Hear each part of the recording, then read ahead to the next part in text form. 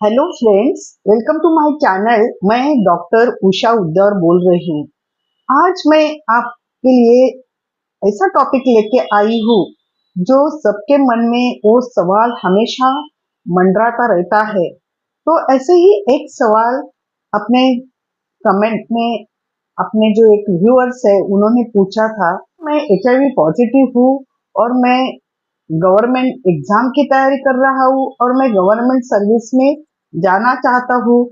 क्या मुझे उसमें कोई स्कोप है क्या? तो चलिए आज हम देखते हैं कि एचआईवी बाधित जो लोग हैं वो गवर्नमेंट सेक्टर में काम कर सकते हैं या नहीं। लेकिन ये टॉपिक चालू करने के पहले हम ये देखेंगे कि भारत सरकार ने एक एचआईवी लोगों के रक्षा के लिए कुछ कानून बनाए हैं और ये कानून क्यों बनाए हैं ये मैं आज डिटेल में बताती हूँ। और इसका मैंने एक वीडियो 8 महीने पहले डाला था कि जानिए एचआईवी पॉजिटिव लोगों के कानूनी अधिकार। अगर आप उस जाके वो भी देख सकते हैं। तो आज हम देखेंगे कि गवर्नमेंट सर्विस में एचआईवी पॉजिटिव लोगों को में जाने का चांस मिलता है कि नहीं ये देखेंगे। लेकिन उसके पहले ये देखेंगे कि अपने भारत सरकार को जो उन्होंने कानून बनाया है उसकी जरूरत क्यों पड़ी। क्योंकि ये कानून राजपत्र में पहले सब कानूनी अधिकार थे वो लिखे गए थे। लेकिन वो कब उसमें दो कानूनी अधिकार 2017 में गए मीन्स लिखे गए और उनका इम्प्लीमेंटेशन 2022 यानी 22 में हुआ। लेकिन अपने इंडियन गवर्नमेंट यानी अपने भारत सरकार को ये जरूरत क्यों पड़ी तो उसका एक इतिहास है। क्योंकि जब 1980 में जब ये अपना एचआईवी अपने देश में पहला पेशेंट डिटेक्ट हुआ तब उसमें वो कोई भी ट्रीटमेंट नहीं थी। मैं हमेशा बोलती हूँ कि 2004 में वो ट्रीटमेंट आई है। लेकिन वो दौरान जब 2004 में आने के पहले वो जितने भी पॉजिटिव थे मर्द उन्होंने वो एचआईवी अपने वाइफ को भी ट्रांसमिट किया था। और जब उनको बच्चे भी हो गए तो वो बच्चों की पीढ़ी भी एचआईवी पॉजिटिव हो गई। और ताकि तब इलाज नहीं था तो एचआईवी एड्स एक डेथ सेंटेंस माना गया था मीन्स था। क्योंकि जब भी किसी को एचआईवी होता था तो वो अभी मरेगा ही ऐसा ही उसका सिचुएशन था क्योंकि अब दवाई ही नहीं थी। तो वो दौरान बहुत सारे लोग उनको जो बोलते हैं ना इतने फास्ट एचआईवी के बाधित जो पेशेंट थे वो एड्स की तरफ बढ़ गए और उसका मृत्यु दर भी ज्यादा था। और जब ये मृत्यु दर ज्यादा था तो पहले हस्बैंड मरा, कोई किसी का कोई वाइफ पहले मरी और जो छोटे छोटे बच्चे थे उनको उनके जो रिलेटिव्स उनमें उन्होंने उनको पाला। लेकिन एक हमेशा ध्यान में रखिए अपने बच्चे हैं वो सिर्फ माँ बाप और उनके दादा दादी या नाना नानी ही ज्यादा देखते हैं। लेकिन वो जमाने में दादा दादी और नाना नानी ने जो उनके बस में था उन्होंने देखा। लेकिन उनके पश्चात जो उनके चाचा चाची मामा मामी कोई मौसी होती थी उन्होंने उनका बहुत केयर नहीं किया और उनकी जो प्रॉपर्टी थी उनके माँ बाप की उनके ऊपर भी कब्जा किया। तो एनजीओज ने फिर वो ऐसे बच्चों को क्या करे क्योंकि उन्होंने वो बच्चों को अनाथ आश्रम में डाला और वो भी अगर पीड़ित थे तो वो भी थोड़े साल के बाद मर गए। तो ये जो परिस्थिति निर्माण हुई वो वक्त बहुत ही भयानक परिस्थिति थी।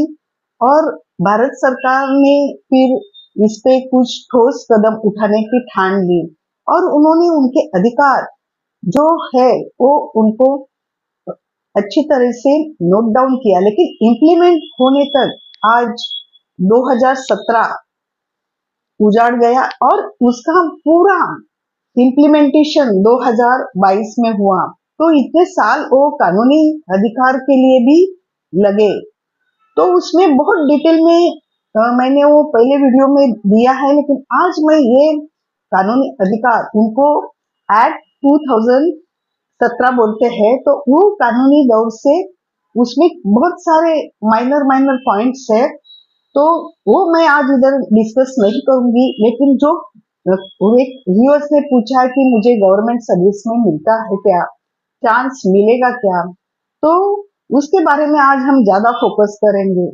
तो ये कानूनी अधिकार का जो संहिता तैयार हो गई, तो उसमें ये है कि कोई भी एचआईवी बाधित जो व्यक्ति है, वो अपने सरकारी या बिन सरकारी मीन्स कोई भी ऑर्गेनाइजेशन में नौकरी के लिए अप्लाई कर सकता है।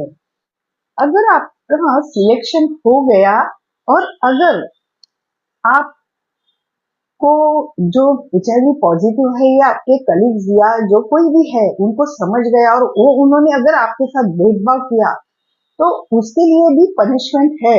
वो ऐसा नहीं कर सकते, कोई भी किसी का मजाक नहीं उड़ा सकता है। और दूसरा, अगर आपके ऑर्गेनाइजेशन में वो प्राइवेट हो या गवर्नमेंट हो, उसमें अगर 100 से ज्यादा वर्कर्स होंगे, तो उधर एक कंप्लेंट ऑफिसर्स मीन्स शिकायत अधिकारी होने चाहिए, ताकि आपके साथ अगर कुछ दिखता है तो वो उधर जाके शिकायत कर सकते हैं। ये हुआ ऑर्गेनाइजेशन। अगर आप हेल्थ केयर में काम करते हैं और उधर 20 से ज्यादा पब्लिक होगा मीन्स लोग काम करते होंगे, तो उधर भी आपको एक शिकायत जो अधिकारी है मीन्स कंप्लेंट ऑफिसर्स होने चाहिए, और उधर वो आप उनको शिकायत करनी चाहिए। और ये शिकायत अम्बुस्सन नाम के जो जिलाधिकारी के ऑफिसर होते हैं, वो ये शिकायतें सब हैंडल करते हैं। तो ये ध्यान में रखिए कि ये 2017 के तहत एक्ट के तहत कोई भी ऑर्गेनाइजेशन या कोई भी गवर्नमेंट जो सर्विसेज देने वाले गवर्नमेंट सरकार है, वो आपको नौकरी से निकाल नहीं सकते, और आपको नौकरी जो आप एलिजिबल अगर है तो वो नौकरी देने से नकारा नहीं जा सकता, ये आप ध्यान में रखिए।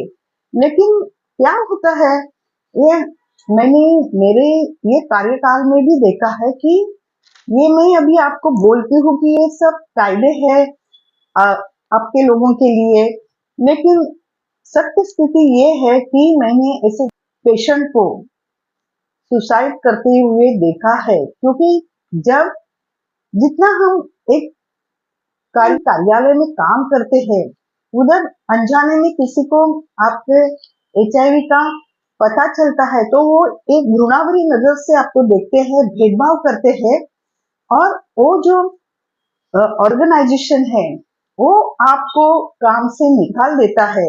अगर आप काम से निकाल देते हैं तो फिर फाइनेंशियल मीन्स आपको आर्थिक तंगी तो सताएगी ना, कि अगर पैसा ही नहीं होगा तो आपके फ्यूचर में आप क्या करेंगे। तो ये आदमी जो मैं बोल रही हूँ, वो सीवियरली डिप्रेशन में गया उसको निकाल देने के बाद, और हमने उनको पूछा भी, लेकिन तब उन्होंने उसका ये कारण नहीं दिया कि वो काम में एफिशिएंट नहीं है करके, ऐसा करके उन्होंने वो निकाला था उनको।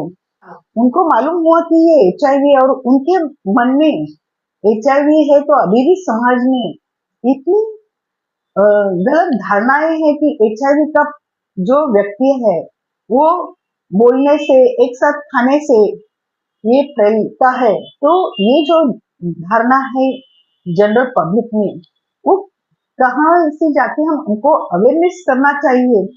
तो अगर आपको नौकरी भी लगी, तो मैं तो सलाह दूंगी कि आप आपका डिस्क्लोज मत कीजिए। अभी ये मेरा पर्सनल है, ऐसा नहीं करना चाहिए, क्योंकि बहुत सारे लोगों को अगर वो भूल चूक में कभी उनका डिस्क्लोज होता है, तो वो तो काम पे अगर आप बता देते हैं, तो काम के ऑर्गेनाइजेशन अगर वो प्राइवेट होगा, तो वो आपको आप काम सही नहीं कर रहे ऐसा कारण देके निकाल सकते हैं।